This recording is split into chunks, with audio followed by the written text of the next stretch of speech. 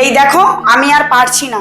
তুমি ভালোই বলো মন্দ বলো, তুমি আমাকে কিসে করে পাঠাবে, কি ব্যবস্থা করবে সেটা সম্পূর্ণ তোমার ব্যাপার। আমাকে যে কোনো প্রকারে টিকিট কেটে দাও, আমাকে বাপের বাড়ি পাঠানোর ব্যবস্থা করো। আমার পক্ষে আর তোমার সাথে থাকা আর সম্ভব নয়। কেন, কি হয়েছে? আমি তোমাকে ভালোবেসেও বুঝিয়েছি, রাগ করেও বুঝিয়েছি, অভিমান করেও বুঝিয়েছি। আমি বুঝে গেছি তুমি বোঝার লোক নয়। আমি তোমার উপরে বিরক্তি হয়ে গেছি। আমার পক্ষে আর তোমার সাথে থাকা সম্ভব নয়। আরে কি হয়েছে তুই বলবে তো? কিছুই হয়নি, আমি আর থাকতে পারছি না তোমার সাথে। আরে কেন থাকতে পারছো না সেটা তো বলবি। তোমার এই যে বাজে বাজে অভ্যেসগুলো আছে না, এইগুলোই আমি পছন্দ করছি না। তুমি যদি আমার চোখের সামনেই এইরকম করছো, তার মানে আমি না থাকলে আমার চোখের আড়ালে তুমি আরো কত কি করো। আরে তখন থেকে একই কথা বলে যাচ্ছ, করেছিটা কি আমি? তুমি জানো না তুমি কি করেছো? না জানি না আমি কি করেছি। এই কিছুক্ষণ আগে কি করেছো তুমি? কিছুক্ষণ আগে কি করেছিলাম? আমি তো ফোন ঘাঁটছিলাম। তুমি গেট খুলতে গিয়েছিলে না? ये फंस गया सीएम। হ্যাঁ গেছিলাম। পাশের বাড়ির বৌদি এসেছিল তো? পাশের বাড়ির রূপা বৌদি তো? হ্যাঁ এসছিল তো। আমি ওর পেছনেই দাঁড়িয়েছিলাম। হ্যাঁ ছিলে। তুমি রূপা বৌদির ফিগারের প্রশংসা করছিলে। যেখানে তোমার বউ পাশে দাঁড়িয়ে আছে, সেখানে তুমি রূপা বৌদির ফিগারের প্রশংসা কি করে করছিলে? আচ্ছা আচ্ছা, বুঝতে পেরেছি, ওই জন্য তুমি রাগ করেছো তাই তো?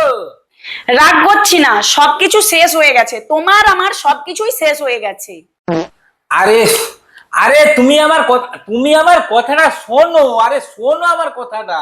কি শুনবো তোমার কথা? তোমার কথা শোনা আমার সবকিছু শেষ হয়ে গেছে। প্রত্যেকবারে তুমি আমাকে কিছু না কিছু শুনিয়ে বোকা বানিয়ে দাও। এবারে তুমি আর আমাকে বোকা বানাতে পারবে না।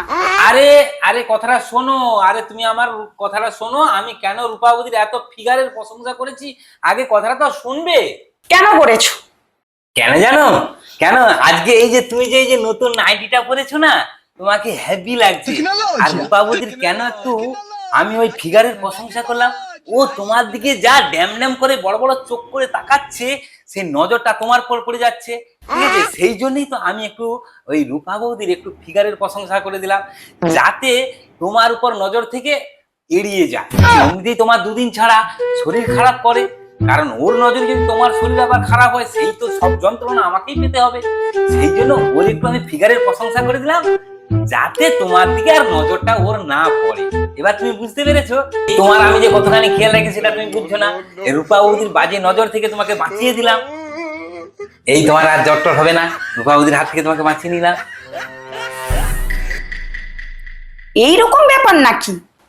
হ্যাঁ, কতখানি ভালোবাসি আমি তোমায় বলো। ও, এইরকম বললে নজর উল্টা দিকে ঘুরে যায়? হ্যাঁ, ওই জন্য তো রূপাবতী আসার সঙ্গে সঙ্গে ফিগারে আমি একটু প্রশংসা করে দিলাম, যাতে নজরটা একটু ঘুরে যায় ঘুরিয়ে যায়।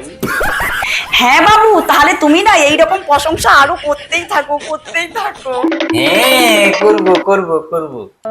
হ্যাঁ, আমার না দুদিন পর পর খুব অসুস্থ হয়ে পড়ি, খুব আমার নজর লাগে। তারপরে আমার নিজের ফিগারটা নিয়েও আমার খুব টেনশন হয়। আমি যদি মোটা হয়ে যাই, কেউ আবার পছন্দ করবে না রিলস বানালে। হ্যাঁ তুমি সব দিক থেকে বেস্ট, সেই জন্য তো আমি তোমার কথা খেয়াল রাখি বলো। প্রত্যেকবার দেখো, প্রত্যেকবার আমার তোমার উপরে রাগ হয়ে যায়, কিন্তু এমন একটা তুমি কথা বলে দাও না, তোমাকে ঘুরে আমি আবার প্রচুর ভালোবেসে ফেলি। হ্যাঁ হ্যাঁ হ্যাঁ, তোমাকে আর বেশি রূপের প্রশংসা করতে হবে না। তুমি রান্নাঘরে যাও, রান্নাটা করো, আমার প্রচন্ড খিদা পেয়েছে, খেতে হবে। আর সেই ফাঁকে আমি একটু রূপা বৌদিকে একটু ফোন করে ওর একটু ফিগারের একটু প্রশংসা করি। হ্যাঁ হ্যাঁ হ্যাঁ, তুমি বরং প্রশংসা করো, আমি বরং যাই রান্না করি। এমনিতেই আজকে রবিবার আছে, তুমি বরং রূপের প্রশংসাই করো। হ্যাঁ হ্যাঁ, যাও যাও যাও যাও যাও।